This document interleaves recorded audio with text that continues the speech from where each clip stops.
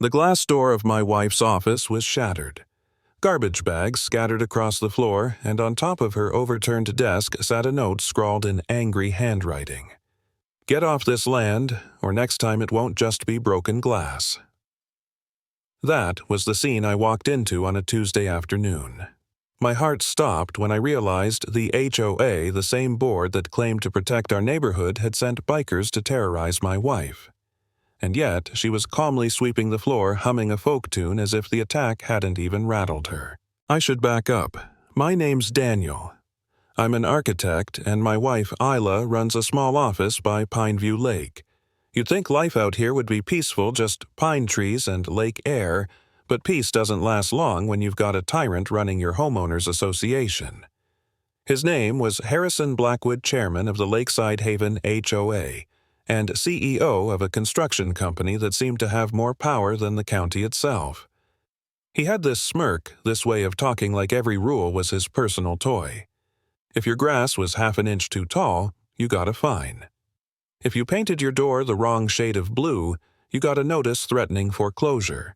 For most people, it was easier to pay up or shut up. But Isla wasn't most people. After years in the Middle East coordinating aid and logistics for UN peacekeepers, she came home with a simple mission: help families who didn't know how to fight back. She opened her office by the lake, offering free legal help against HOA harassment. It didn't take long before she had a line of families outside her door. 8 of them were already fighting bogus eviction notices when Harrison decided enough was enough. At first I tried to play it cool. I thought maybe we could talk reason with him, but every letter he sent dripped with arrogance. Failure to comply will result in immediate escalation. That's how he phrased it. Escalation. Like we were enemies in a war, not neighbors living around the same damn lake.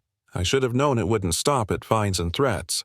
The day the bikers came, I was working on blueprints in my cabin when Isla called.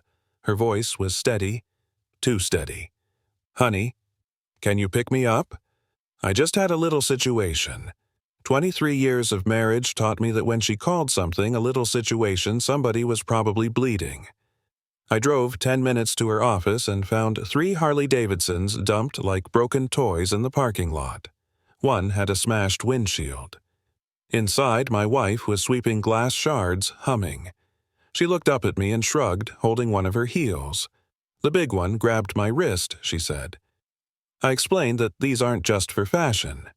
The heel had a steel tip that still glinted under the fluorescent lights. That was Isla. Calm, unshaken, a storm contained in human form, but the office was wrecked.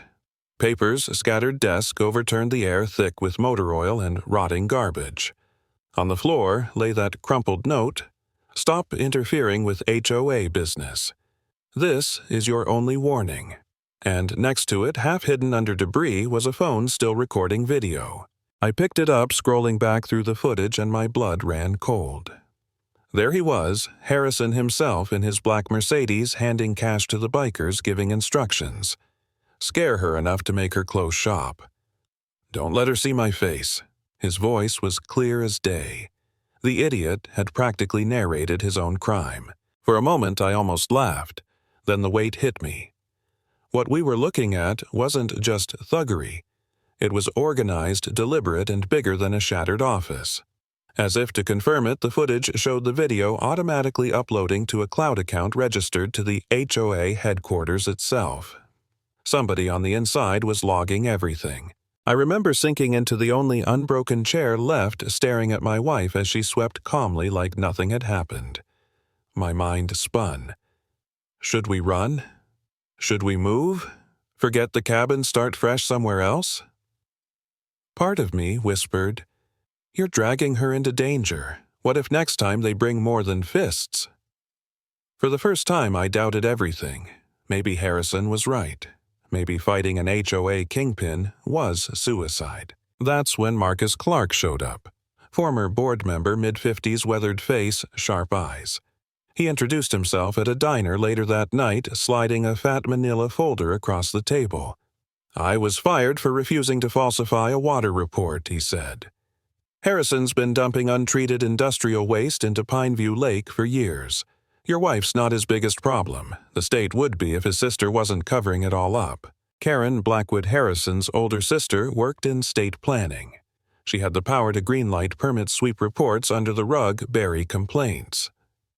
Marcus had lab tests, photos of discharge pipes, and emails between the siblings discussing something called the Special Project. It wasn't just a scam for fines anymore. It was a full-blown land grab built on poisoning the community, driving down property values, and flipping homes for millions. I remember slamming my hand on that diner table hard enough to rattle the cups. But right after that anger came fear. I wanted to walk away. I told Isla maybe it wasn't our fight. Maybe we should let someone else deal with it. She just looked at me calm, steady, but with steel in her eyes, and said, "If not us, who?" And for the first time since this nightmare began, I knew she was right. From that moment, we weren't just defending ourselves, we were going to bring Harrison down. But he didn't make it easy. The threats escalated. Bikers circling our cabin at night. Anonymous texts. "Stop digging, or accidents will happen." County inspectors showed up out of nowhere with complaints about septic tanks taxes, building codes manufactured chaos designed to break us financially. Families Isla had been helping started folding, taking hush money just to survive. I felt the net tightening, our options shrinking. Still, Marcus kept feeding us evidence. Hidden recordings from board meetings where Harrison and Karen casually talked about acceptable casualty rates from contaminated water. Documents tracing HOA funds to shell companies paying for hired thugs. Every piece of paper, every video was a nail in Harrison's coffin. We just needed the right stage to hammer them in. That chance came at a community meeting in the park. Harrison thought he was staging a show of strength, gathering residents to intimidate us in public. What he didn't know was that federal agents and journalists were already wired into the event cameras rolling live stream ready. Hila took the microphone first. Calm as always, but her voice carried like fire across the crowd. "Some of you may recognize this voice," she said, pressing play on the biker video. Harrison's words boomed out over the speakers. Scare her enough to close shop. Gasps rippled through the crowd. Then came the recordings of secret board meetings, Karen talking about fast-tracking permits, Harrison bragging about flipping poisoned land. The residents, our neighbors, looked like they'd been struck by lightning. Some shouted, some cried, some stood frozen as the truth burned through the lies they'd been fed for years.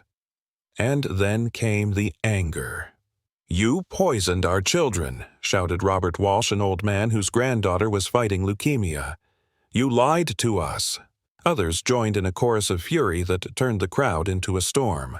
I watched Harrison's face drain of color. He tried to grab his mic, shouting, "This is taken out of context. These recordings are fake," but nobody was buying it. His hired muscle melted away, refusing to defend him against the very people he'd been bleeding dry. Then the agents stepped forward, flashing badges announcing charges: fraud, racketeering, environmental terrorism, conspiracy, the works. Harrison's arms were yanked behind his back, handcuffs clicking shut. The crowd erupted, not in cheers but in raw, furious silence, the kind that carries more weight than any applause. I stood there, breathing hard, watching him led away. My mind replayed his smug threats. "Leave this land before I make you regret staying." And now, here he was dragged out of the community in shackles, his empire crumbling in front of everyone he'd tried to control. That was the moment I realized something. Bullies thrive on silence, on fear, on neighbors looking down at their shoes instead of speaking up. But the second someone stands, the spell breaks. And that's the lesson I'll leave you with: silence is the weapon of the corrupt. Courage, even from just one person, is enough to shatter it.